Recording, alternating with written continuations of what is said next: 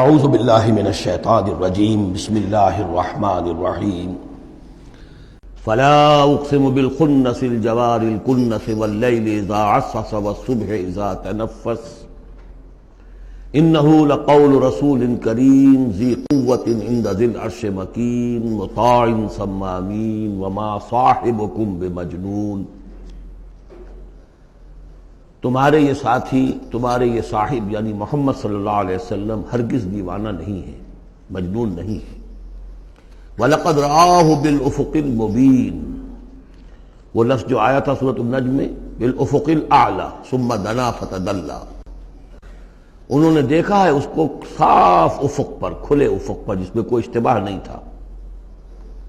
وَمَا هُوَ عَلَى الْغَيْبِ بِضَنِينٍ، اور وہ غیب کے معاملے میں حریص یا بخیل نہیں ہے، یعنی محمد رسول اللہ صلی اللہ علیہ وسلم ایک جانب تو یہ حریص اور بخیل جو ہے قریب کے الفاظ ہیں، یعنی ان کی زندگی جو تمہارے سامنے رہی ہے، 40 برس جو گزرے ہیں، کیا انہوں نے کبھی کوئی کاہنوں کے ساتھ دوستی گانٹھی، غیب کے حالات معلوم کرنے کی کوشش کی، کوئی تپسیائیں کی تھی اس کام کے لیے کہ انہیں غیب کی خبریں ملیں؟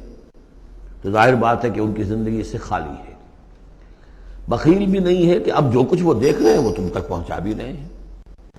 ان کو اگر کوئی وہ ہلدی کی گانٹھ مل جاتی ہے تو اس کا پنساری بن کے بیٹھ جاتا ہے، اس کے پیسے مانگتا ہے، نذرانے مانگتا ہے، پھر کہیں جا کے کوئی خبر دیتا ہے۔ ہمارا یہ نبی ہے کہ جو بھی اسے غیب سے معلوم ہو رہا ہے، جو کچھ وہ دیکھ رہا ہے، سب عالم غیب ہے، فرشتہ عالم غیب میں سے ہے، اس کا مشاہدہ ہوا ہے، وہ ساری چیزیں تم کو بتا رہا ہے۔ تو وہ غیب کے معاملے میں جو علم بھی اللہ تعالیٰ کی طرف سے انہیں دیا جا رہا ہے، اس کو تم تک پہنچانے میں بخل سے کام نہیں لیتے۔ وما ہوا بقول شیطان الرجیم، اور یہ ہرگز کسی شیطان رجیم کا قول نہیں ہے، یعنی کوئی شیاطین جن تم نے سمجھا ہو کہ انہوں نے آ کر حضور کو یہ پٹی پڑھا دی ہے، معاذ اللہ۔ یہ سورہ حاقہ میں بھی آ چکا ہے، فلا اقسم بما تبصرون وما لا تبصرون، میں قسم کھاتا ہوں ان چیزوں کی بھی جو تم دیکھتے ہو اور ان کی بھی جو تم نہیں دیکھتے۔ انہ لقول رسول کریم وما هو بقول شاعر قلیلا ما تؤمنون ولا بقول کاہن قلیلا ما تذکرون۔ اب دیکھیے کاہن کو جو خبر ملتی تھی وہ جنات سے ملتی تھی، وہ ما لا تبصرون میں سے ہیں، اور شاعر جو شعر کہتے تھے وہ خود کہتے تھے، وہ ان میں سے ہیں کہ ما تبصرون۔ فلا اقسم بما تبصرون وما لا تبصرون انہ لقول رسول کریم وما هو بقول شاعر قلیلا ما تؤمنون ولا بقول کاہن قلیلا ما تذکرون۔ یہاں بھی فرمایا یہ کسی شیطان رجیم کا قول نہیں۔ فأین تذهبون، تو تم کدھر جا رہے ہو؟